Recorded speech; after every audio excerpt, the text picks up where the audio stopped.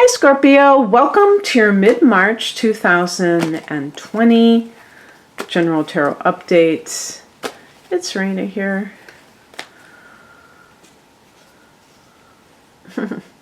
I just put my amethyst in my lap for clairvoyance.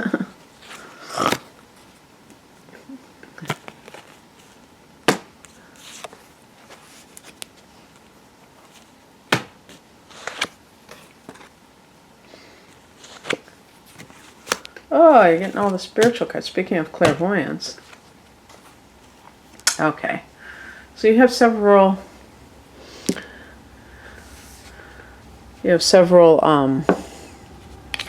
major arcana cards here. Heart of the matter, 9 of Pentacles. Of course, the train comes by right when I'm starting. It was quiet for how long before then? So the heart of the matter is the 9 of Pentacles, and this is a card that's associated with the idea of having like the ability to financially take care of yourself. Now, this may come up for different reasons, whether it's job related, and like for instance, let me look at the past influence. We have the 2 of Pentacles. This can be like either you're trying to launch your own business and you're just like, when am I going to be able to support myself? I want to, I don't want to do this other job. I just want to do this. Or just working 2 jobs, working 3 jobs, just trying to do whatever it takes to pay the bills, and feeling that sense of frenzy of like, I wish I could just have enough money to be able to just either work 1 job, but the idea of making enough, where sometimes the 2 of Pentacles can even be paying 1 bill 1 month, another bill another month, just trying to keep everything afloat. And it could feel very frenzied or hectic. And so the financial thing. The higher message is the Hermit card. What are you doing on the non-material level? Even with something that has to do with law of attraction, I think this is still a relevant question, because a lot of times it seems that people, when they're worried about their finances, they just go down that rabbit hole and they don't look at it from a spiritual perspective. And I'm saying this about myself as much as I am for any of you, even though I'm not a Scorpio and I'm a Sagittarius. The reason I keep saying I'm a Sagittarius is because if I just said to you I'm not a Scorpio, you might go, yeah, but what sign are you? A lot of times it stokes their curiosity. But I think this is human nature. I think it's human nature when you're worried about something to kind of follow it through to its logical conclusion based on what that area is. And unfortunately, with material concerns, it can be quite limiting. So this is what I encourage any Scorpio who is watching this, who is concerned about their financial situation, is that you try to figure out a spiritual remedy rather than a material one. Not to say forget about anything material, but just include this in your repertoire, if you will. And one of the things you can do is go on to YouTube and put into the search box energy healing for money, for instance. Something like that, where the energy healer is doing a distance healing that's specifically for financial well-being. I think simply taking your financial situation out of the realm of purely the material and seeing it on different levels is very important. And we can even say things like psychological issues as well, meaning that spiritual issues, to me, a lot of times the mindset is playing such a big part in all of this. And so the Hermit to me is about seeing, also putting things in perspective, the bigger picture of what your life is. Yeah, all of that. What crosses you is the Four of Cups, and this is an example of that. When I talk about the psychological, I'm talking about the emotional. And in this particular case, you have the universe, or maybe another person, handing you love and you being indifferent. In some cases, I think this is due to being bored with your life, and therefore, when you don't have a zest for what you're doing, it will show up in other areas where you just are mailing it in. And, an example would be a person losing their job, but they were always telling other people how much they hated their job. So the universe was acting on their behalf and they took that job away. So now they have nothing to complain about. But of course, now they're worried about money. So there's always something to worry about when you're in a negative state of mind. And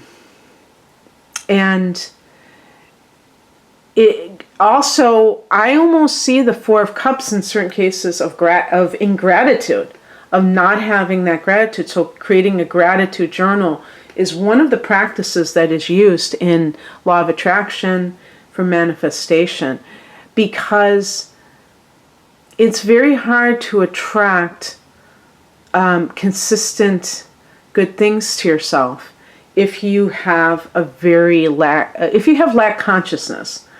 I'm not saying it's impossible, because I think that Law of Attraction has to be treated very broadly, just like religion. Instead of getting caught up in specific dogma, because Law of Attraction in general will say, you become what you think about or what you talk about. But there are people who complain about money and they always attract it. And they just are never, and they're never satisfied with what they have. And I believe this is because money is so important to them that they naturally are magnetized to it.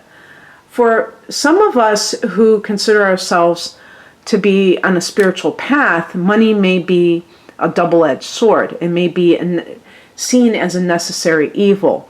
And looking at money as evil, obviously is problematic.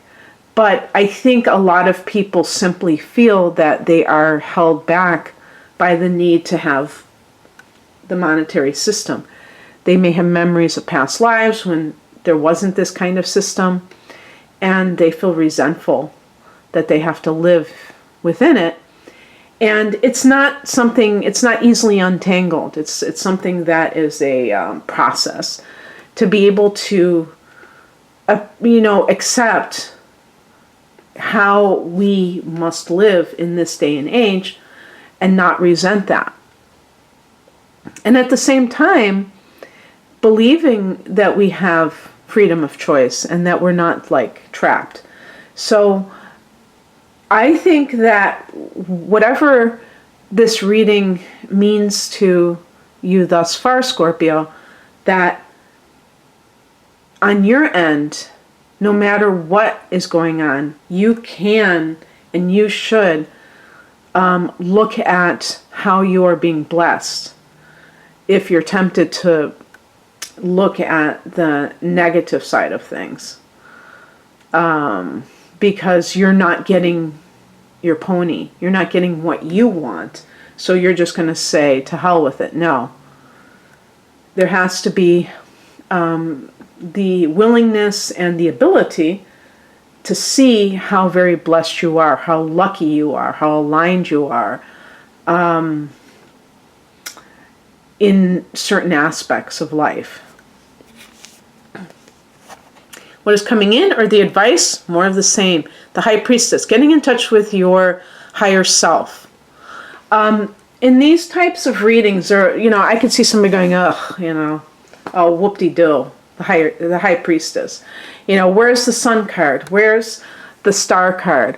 Where is, I'm looking for, show me the money. Where's the Nine of Cups? Where's this? The High Priestess is your ticket to alignment, to feeling better. If the Four of Cups is your current state of mind, emotional state, you're feeling blasé, you're blasé about life, you're just going through the motions, you feel like you're on the hamster wheel, maybe the Nine of Pentacles is what you're chasing, but you feel like you're nowhere near where you want to be. Do something that seems counterintuitive. If somebody is looking to make more money, they may think that they need to focus more on the material. But you can flip the script and focus more on your spiritual development. And I would not be surprised if your financial wherewithal didn't improve dramatically. Maybe not instantaneously, but over time if you do it consistently. And also just for your own well-being, to be able to put life in proper perspective. And then the outcome is the Strength card, and this is about feeling more confident, feeling as though you can wrestle a lion. But it's, the thing is too, the Strength card does connect to Leo.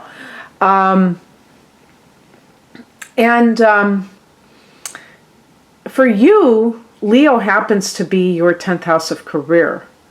Okay. So Leo, what Leo means to you is your standing in the world. Perhaps this is a look forward. This is a timing card of when things start to fall together, in place for you. And so here we are in March, and we're looking at, with Leo, something that's almost half a year away from now. And so from now until whenever that new moon is in Leo, and I think it's August, so like 6 months from now, 5.5 months from now, work on yourself, work on your attitudes. Scorpio is a complex sign. It's not, what I would call a typical sign that just kind of, you can tick off certain attributes. Scorpio has this weird combination, at least I think it's weird, of Mars and Pluto. And it's weird because Mars takes action and Pluto implodes, almost, you could say. I don't know. That might not be a good way of putting it, but it's, Mars is like they're both like the demolition crew, but Mars is more getting your hands dirty. I would say Pluto is like, that's why I said imploding, because it's almost like from the inside out, the gut rehab, if you will, of your life. And these are both of your ruling planets. And